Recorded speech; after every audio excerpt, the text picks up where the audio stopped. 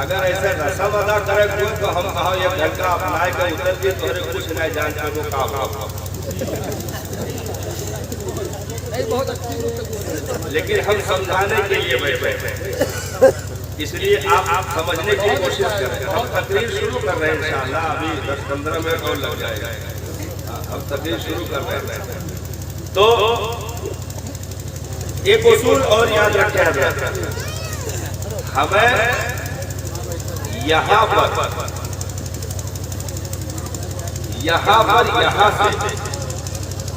बचने की फिक्र नहीं करनी। इसलिए तो हमें बेनियाज करके रखना है, हमेशा बेनियाज करके रखना है। कोई भी दौर की तारीख उठाकर देख लीजिए, हमें यहाँ से बचने की फिक्र नहीं करनी है, बल्कि चलने की फिक्र करनी है। हमें बचने की फिक्र नहीं करनी, चलने की फिक्र करनी है। अगर हम यहाँ चलने में कामयाब हो गए, यानी अपना सफर कामयाबी के साथ जारी रखें और तैयारी जहाँ की होनी थी वहाँ की तैयारी करने में कामयाब हो गए, तो एक उसूल और याद रखें, बचा नहीं जाता है, बचा लिया जाता है। बचा नहीं जाता है, बचा लिया जाता है। जो बचने की खुद फिक्र करे उसका फिर अल्लाह रसूल से ताल्लुक नहीं हो सकता। जो खुद अपनी जात के बचने की फिक्र में लग जाए उसका फिर अल्लाह रसूल से सही मानों में ताल्लुक नहीं हो सकता। तुम मोहब्बत में बदल में उतर जाओ, फरिश्तों को भेजकर बचा लिया जाएगा। तो तुम्हें बचने की फिक्र नहीं करनी है, चलने की फिक्र करनी है। अपनी मर्जी से तुम्हें ये सब करने की जरूरत नहीं है, क्योंकि तुम्हारे में जो काम किया गया है वो काम करो। ला खौफुन अलैहिम का गुस्सा तो वो सुनाएगा, तुम्हें नहीं करना। तुम्हें इस दुनिया में काम करना, तुम अपने उसूल पर रहो, ज़ाब्ते पर रहो। जो कानून तुम्हें दिया गया उस कानून के तहत रहो, जो निगरानी तुम्हें दी गई है उसके अंदर रहो, जो सिक्योरिटी तुम्हें दी गई है तुम उसकी खिलाफ वर्जी न करो। ये सारे उसूल तुम अपनाते हुए चलते रहो तो तुम्हें अलग से फिक्र की जरूरत नहीं है। अगर गरीब नवाज ने महबूबियत का हक अदा कर दिया तो लाख का जुमला उनके लिए उतर गया। अगर निजामुद्दीन औलिया ने इसका हक अदा किया तो उनके लिए उतर गया। इसीलिए 50 राजाओं की ताकत से भी मोइनुद्दीन अजमेरी को कटोरे में सागर को गुलाम बनाने से रोक न सकी और 90 लाख के दिलों में दीन का कलमा पहुंचाने से कोई माई का लाल रोक नहीं सका। क्योंकि मोइनुद्दीन अगर अपने बचने की फिक्र करते तो मार दिए जाते, दीन बचाने की फिक्र की तो मोइनुद्दीन का बिकना तो छोड़ो, जूता भी बाकी रखा गया, खड़ाऊ भी बाकी रखा गया, कटोरा भी बाकी रखा गया। मोइनुद्दीन भी सकते हैं, मोइनुद्दीन की जूती भी सकती है, न उनका कटोरा भी सकता है। अरे जब जूती का ये पावर हो कि कुफर की गर्मी अजमेर ठंडा कर दे तो मोइनुद्दीन के पावर का आनंद होगा। नारे तकबीर, सब लोग बोले भैया, मैं बोल रहा हूँ ना, बोले नारे तकबीर, नारे तौहीद, मज़हबे इस्लाम, ख्वाजा का हिंदुस्तान, मसलके आला हज़रत, नारे तकबीर, नारे तौहीद।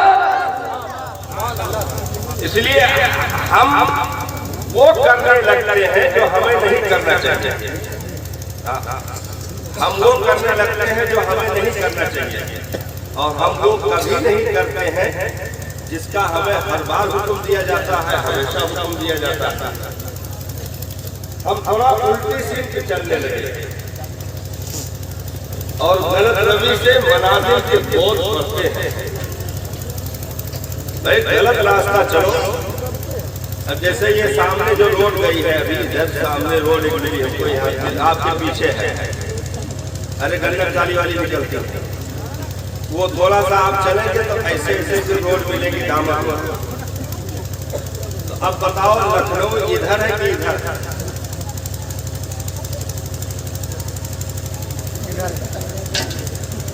अब मैं सभी हमारे गाड़ी में बैठ के चलो, हम पता ही कहाँ है ये बताओ भाई। ये रोड जो पीछे है ये ऐसे गई है और सामने जो रोड है वो ऐसे है। अब जाहिर सी बात है कि जब वो रोड मिलेगी तो आप दाहिने चलोगे तो लखनऊ की तरफ बढ़ोगे और बाएं चलोगे तो हमारे क्या रोड नदी में घुस जाओगे। कहाँ है निघासन? हाँ निघासन, तो मतलब उधर चले जाओगे। तो जैसे दाहिने गए तो ये सीधा रास्ता है, बाएं अगर घुसे तो ये है गलत, मतलब गलत रास्ता चलना। तो इधर जितनी मेहनत करते जाओगे लखनऊ से दूर होते जाओगे और दाहिने हल्की भी मेहनत करोगे तो करीब होते जाओगे। तो दीन हमें और आपको जिस रास्ते पर ले जाकर मंजिल तक पहुंचाना चाहता है, हम उसे छोड़ करके बाएं वाला जो रोड गया है उस पर हम जाना चाहते हैं और सोचते हैं कि जन्नत से करीब हो रहे हैं, नहीं बल्कि दूर हो रहे हैं। तो गलत रवि से मनाजिल के बोझ बढ़ते हैं। इसीलिए तुमसे कहा गया कि अभी वक्त है, लौट करो। भाई जैसे बाएं गलती से चले गए, बाएं गलती से चले गए तो लौट करो ना। तो जो भी 10, 50, 150, 500 कदम की जो गलती हुई है वो डिलीट हो जाएगी और फिर से मंजिल की तरफ चलना शुरू कर दोगे। लेकिन अब ये कहो कि 60 साल तक तुम चलते रहो और जब मौत के फरिश्ता आवे तो कहो अब हम लौटा चाहिए थे, तो कहिए नहीं गए कदम आओ चलो, अब ना लौटो, पहुंच गए जहां पहुंचा चाहत रहो। तो हम उल्टा काम कर रहे हैं, उल्टा काम। दीन जब कहता है सो जाओ तो हम जागते हैं, और दीन जब कहता है जाग जाओ तो हम कचर के हलंगियों से, हथकड़ों से, पैरों से कुछ लिया के लिए लिया कि तुमको हिसाब भैया हजार के आवाज लगा। तो दीन जब कहता है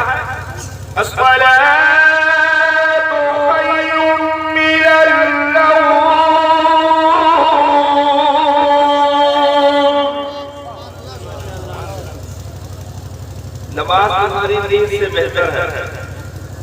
तो अब तो रजाई भैया इधर से दबाओ उधर से दबाओ, गुलिया के सो जाओ, तो गलत हुआ ना। जब सोने के लिए कहा गया तो हम मोबाइल चला रहे हैं, जब सोने के लिए कहा गया तो मोबाइल चला रहे थे। 3 बजे 4 बजे तक हम मोबाइल चलाए और जब अजान का वक्त आया, जब जागने के लिए कहा गया तो हम सो गए। तो अब दीन ने जब उठने के लिए कहा तो हम सोते रहे, दीन ने जब काम करने के लिए कहा तो हम आराम करते रहे, और जब आराम के लिए कहा तो हम फालतू वक्त जाया करते रहे। तो ये गलत दिशा में हमारा सफर जा रहा है, गलत दिशा में।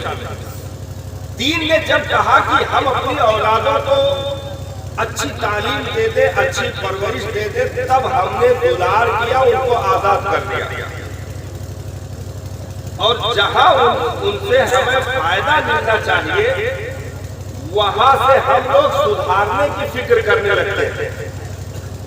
भाई 22 साल का लड़का हो जाए तो अब उसकी जात से माँ बाप को फायदा मिलना चाहिए कि नहीं?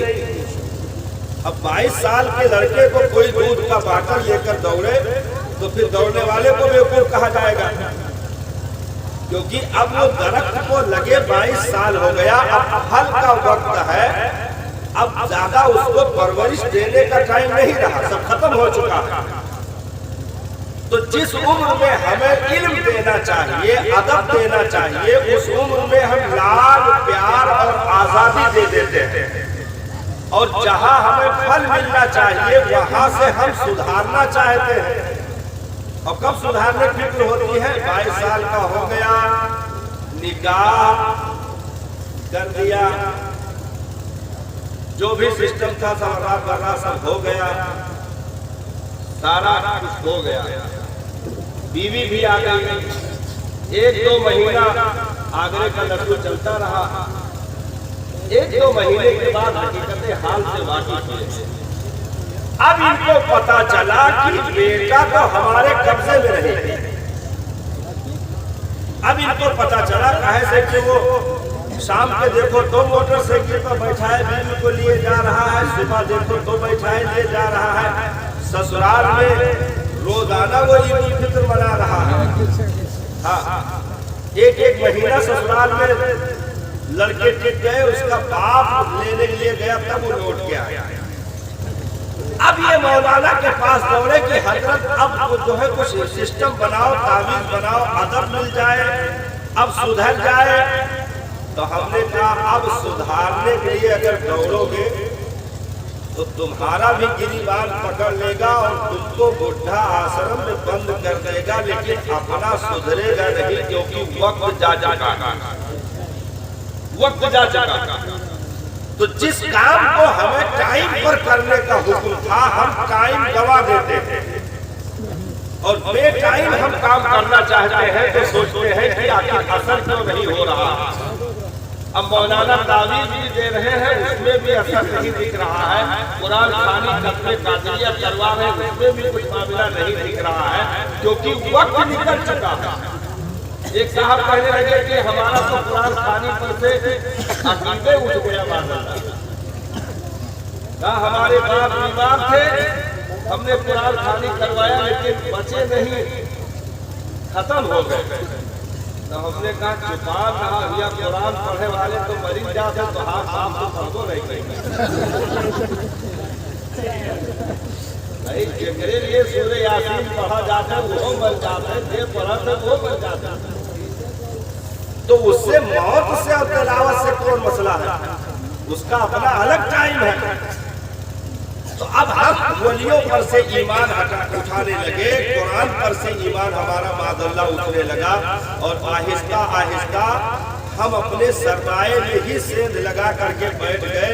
हमें अपने दीन में शक होने लगा, जबकि हमने अपने पीछे वाले वक्त पर गौर नहीं किया कि हमने वहां पर काहिली और सुस्ती से काम लिया, वक्त पर हमने अमल नहीं किया, जिसका नतीजा ये भाई वक्त पर अगर काम करो तो न तुम्हें अलग से तावीज की जरूरत है, न बाबा दीदी की जरूरत है, न गंडक जरूरत है, न अगरबत्ती लोहबान की जरूरत है।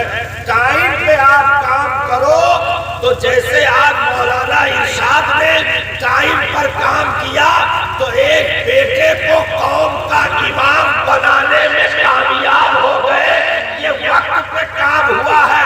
यही अगर 22 साल के बाद करते तो वो 10 साल तक रखता, तब भी याद ना हो पाता, वो जहन मोटा हो चुका होता।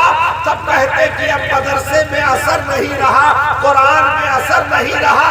नहीं, कुरान में तो वो असर है कि अगर दर्दे दिल से तुम पढ़ लो तो माँ के पेट में भी वो बच्चे के कलेजे में उतर कर माँ के पेट में उसे 14 पारे और 18 पारे का हाफिज कर देता है। कुरान में इतना असर मौजूद है, लेकिन शर्त यह है कि वक्त पर काम किया जाए।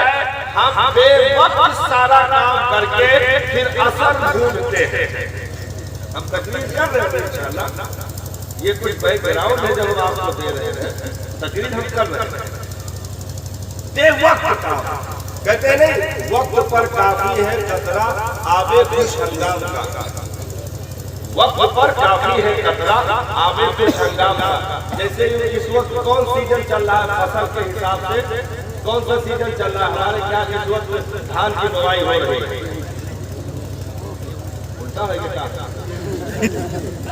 मेरा इतना बढ़िया याद है गेहूं का लुकमा नाइट्रेट पड़ा है तुरंत सब गेहूं कहीं हाँ तुरंत गेहूं कहीं हाँ और तो जैसे ये दुनिया वाली चीजों को जबरदस्त याद किए हो, इससे कहीं ज्यादा अगर दीन की चीजों को याद कर लो तो दुआ मांगी नहीं जाती है बल्कि अता किया जाता है। मांगने से कहीं ज्यादा अपने अमल को अगर दुरुस्त कर लो तो फिर दस्ते सवाल उठाना भी नहीं पड़ेगा और उधर से अताओं की बदलियां तुम्हारे ऊपर बरसना शुरू हो जाएगा। तो इस वक्त गेहूं का समय चल रहा है, तो अभी जैसे खेत की जुताई हुई, नमी है तो ठीक है, नहीं है तो फिर पानी मारा जा रहा है, मुलायम किया जा रहा है, जुताई हो रही है, ठीक है, चल रहा है। अब गेहूं जुताई हो जाए तो अब जरूरत है कि मतलब सब देखा था बादल की तरफ के बरस जब मजा आ जाए तो सब मामला सगार पाएगा, लेकिन नहीं बरसा। आपने एक बेर से बेर चलाया, जैसे तैसे भर दिया इधर खर्चा करके और इतना बड़ा हो गया, अब उसमें हल्की हल्की बाली निकल आई। तो अब ये था कि एक पानी खाली पाया जाए तो बिल्कुल जवानी मिल जाएगा, लेकिन नहीं बरसा। जब गेहूं पाक से बिल्कुल खनखनाए लगा तो यस वर्षा की पहचान। तो अब सारे किसान खुश होंगे, फातिहा कराएंगे कि रोएंगे? गेहूं पका बिल्कुल एकदम खनखना रहा, बिल्कुल खनखना रहा है और सब दुआ कर रहे थे कि 2-4 दिन और निकला रहा है, तेज धूप रहा है तो यही वही दवा दिया जाए। तो बढ़िया गेहूं निकले जबरदस्त, लेकिन बजाय धूप के जबरदस्त बादल उठा, यस वर्षा की बह चला। तो अब गेहूं घर में जाए के बजाय दोबारा फिर जामा खड़ा रहा। तो वक्त पर काफी है कतरा आवे खुश हंगाम का, बेवक्त वर्षा भी तो पानी किस काम का। इसीलिए कर जवानी में इबादत काहिली अच्छी नहीं, जब बुढ़ापा आ गया तो बात कुछ बनती नहीं। भाई जवानी में जो सजदा जो इबादत का जो जायका है वो बुढ़ापे में मिलेगा। बुढ़ापे में दांत शहीद हो गए, घुटने कमजोर हो गए, रीढ़ की हड्डी झुक गई और आंखों की बीनाई चली गई। अब बराबर लाठी के सहारे भी खड़े नहीं पाते हैं, तो अब और तो अब ना उठ रहा है, मतलब सारा जेसीबी के सिस्टम सारा जेसीबी के सिस्टम खराब है, नहीं उठ रहा है, नहीं पकड़ रहा है, नहीं झुक रहा है। और दांत सब शहीद है, तो पहले ही कुरान सही नहीं पढ़ पा रहा था, अब तो दांत का सहारा भी छूट गया, तो अब तो और कुरान गलत पढ़ रहा है। तो ऐसी इबादत किस काम की होगी? अरे ये जवानी जिसके ताल्लुक से मेरे करीम आका ने इरशाद फरमाया, वशाबुल नशा